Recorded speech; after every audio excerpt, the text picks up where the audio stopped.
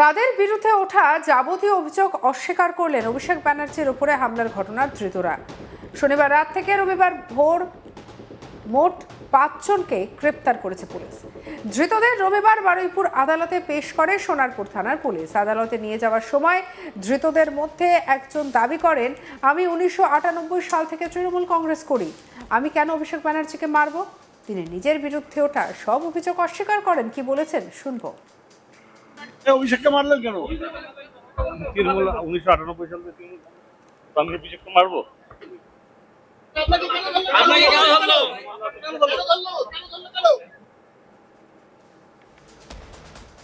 অন্যদিকে পুলিশ জানিয়েছে যে ঘটনায় শতপ্রণোদিত মামলা রুজু করে তদন্ত শুরু করা হয়েছে।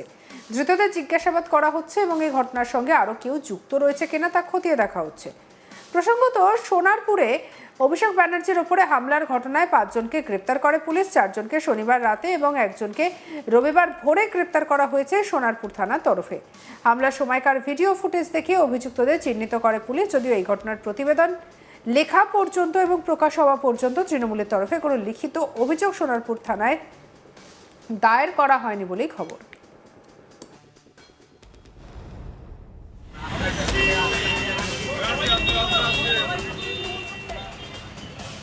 তবে পুলিশ শতপ্রণোদিতভাবে একটি মামলা রুজু করে ঘটনার তদন্ত শুরু করেছে, আর সেই তদন্তে নেমেই এই ৫ জনকে গ্রেপ্তার করা হয়েছে।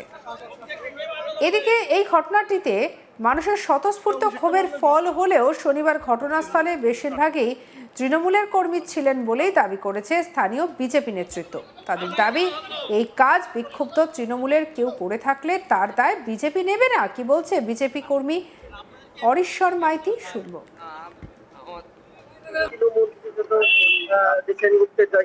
কথা জানা যাচ্ছে বা অন্যান্যরা তাহলে কি ৪ তারিখের পরে রাতের পরে যারা তৃণমূল ছেড়ে বিজেপি ছিল তাদের গ্রেপ্তার করলো, তাদের দেখুন ৪ তারিখের পরে যারা বিজেপি হয়েছে তাদের দায়িত্ব বিজেপি নেবে না।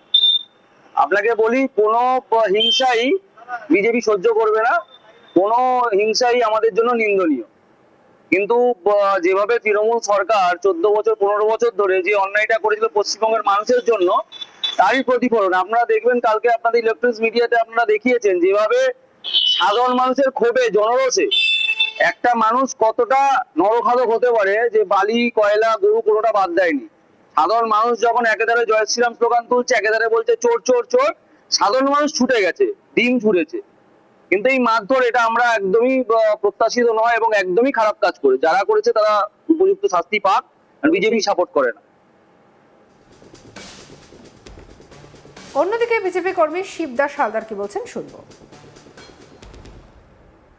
এরা তো তৃণমূলের হারমাত ছিল, এদেরই কালকে সংগঠিত ভাবে যে কেওয়াসটা করেছে, এটা নাটকীয় ভাবে প্রস্তাবিত হয়েছে। জিনিসটা সাধারণ মানুষের জনরোষ তো অবশ্যই ছিল, সেটাকে ওরা ব্যবহার করেছে, করে একটা মাইলেজ নেওয়ার চেষ্টা করেছে, যেটা কিন্তু হওয়ার কথা ছিল না। নাটকীয় ব্যবহারে যে সঞ্জু, যে ছেলেটাকে যার মৃত্যু ঘিরে এত নাটকীয় ব্যবস্থাপনা, সেই সঞ্জু ছেলেটা কে সেটা জানার প্রয়োজন আছে। সঞ্জু ছেলেটা ছিল এক সময়ের তৃণমূল আমলে, তৃণমূল জামানার একটা হারমাপ, এবং সাধারণ মানুষ ওর দ্বারা প্রচুর ভাবে অত্যাচারিত হয়েছিল।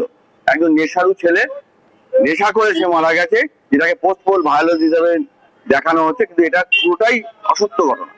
ঠিক আছে, এই জিনিসটাকে নিয়ে একটা অভিষেক ব্যানার্জি এসে, আর অভিষেক ব্যানার্জি যেভাবে বিভিন্ন এলাকায় বিভিন্ন রকম চাপ তৈরি করে বেরিয়েছিল, এবং ওরা ভোটের আগে যেভাবে পরিমাণে একটা ট্রেনিং এর কালচার তৈরি করেছিল, তারই জনরোষের বহিঃপ্রকাশ হয়েছে কালকে। সবই তৃণমূল, সব তৃণমূল। অন্যদিকে বিজেপি নেতা সুকান্ত সাহার কি বক্তব্য, শুনবো তার কথা। গতকাল রাত থেকেই পুলিশ অ্যারেস্ট করেছে অনেককেই, আজকে বোধহয় তাদেরকে কোর্টে প্রডিউস করা হবে।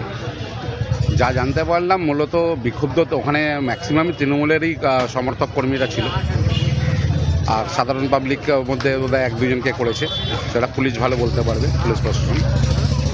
এটা একটা ক্ষোভের বহিঃপ্রকাশ কালকে হয়েছে।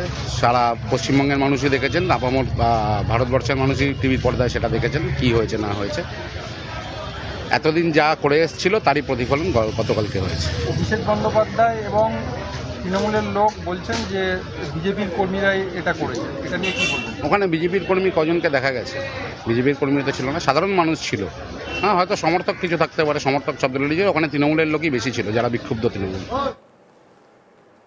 শনিবার বিকেলে দক্ষিণ চব্বিশ পরগনার সোনারপুর থানার অন্তর্গত কামারাবাদ এলাকায় মৃত তৃণমূল কর্মী সঞ্জু কর্মকারের বাড়িতে দেখা করতে গিয়েছিল তৃণমূল কংগ্রেসের সর্বভারতীয় সাধারণ সম্পাদক তথা ডায়মন্ড হারবারের সাংসদ অভিষেক ব্যানার্জি। সেখানে যাওয়ার পথে তার পথ আটকানো হয়, তাকে লক্ষ্য করে ডিম চটি কাদা ছোড়া হয়, এমনকি চড়থাপ্পড়ও মারা হয়।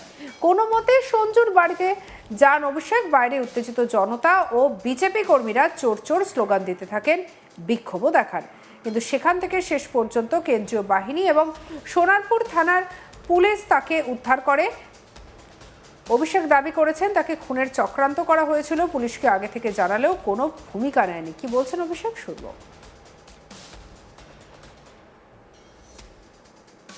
কোনো কেউ জড়িত নেই, শ্রমিক ভট্টাচার্য বলেছেন, এবং তার সঙ্গে তিনি আলো বলে যা বলার বলে দিয়েছি, সবাই জানে কারা কুড়িয়েছে। আচ্ছা, আমি ধরে নিলাম বিজেপির কেউ সম্পর্ক নেই, রাজ্য পুলিশ প্রশাসনটা চালাচ্ছে। পুলিশকে বলার পরেও যখন আমরা বলেছি যে আমাদের কাছে ইনফরমেশন রয়েছে এখানে ব্যাংকুয়েট হলে বাইরে থেকে লোক নিয়ে এসে ঢুকিয়ে রাখা হয়েছে আক্রমণ করার জন্য, কোনো ব্যবস্থা কেন নেয়নি? সরকার কার? দল বা সরকার এভাবে দায় এড়াতে পারে না। আমাদের কাছে হোয়াটসঅ্যাপে স্ক্রিনশট রয়েছে, এসপিকে বলা হয়েছে, আইসিকে বলা হয়েছে, তারপরেও একজন আসেনি। মুখে বললে হলো? যারা করেছে তাদের বিরুদ্ধে ব্যবস্থা নিন। রাজ্য পুলিশ প্রশাসন কে চালাচ্ছে? তৃণমূল না বিজেপি? কোন রাজনৈতিক দল ক্ষমতায়? যে রাজনৈতিক দল ক্ষমতায় সেই রাজনৈতিক দলের প্রদেশের সভাপতির নাম শ্রমিক ভট্টাচার্য। সেই ভারতীয় জনতা পার্টি পশ্চিমবঙ্গ সরকার পরিচালনা করছে, রাজ্যের পুলিশ পরিচালনা করছে। মুখ্যমন্ত্রী বিজেপির, পুলিশ মন্ত্রী বিজেপির। জেলা পুলিশ, রাজ্য পুলিশ কার নিয়ন্ত্রণে?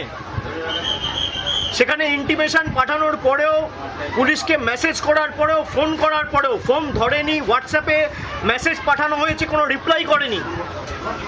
সকাল 11টা থেকে এখানে একটা ব্যাংকুয়েট হলে লোকজন বাইরে থেকে বহিরাগতদের নিয়ে এসে ঢুকিয়ে রাখা হয়েছিল যে অভিষেক বন্দ্যোপাধ্যায় নামবে আর আক্রমণ শুরু করবে।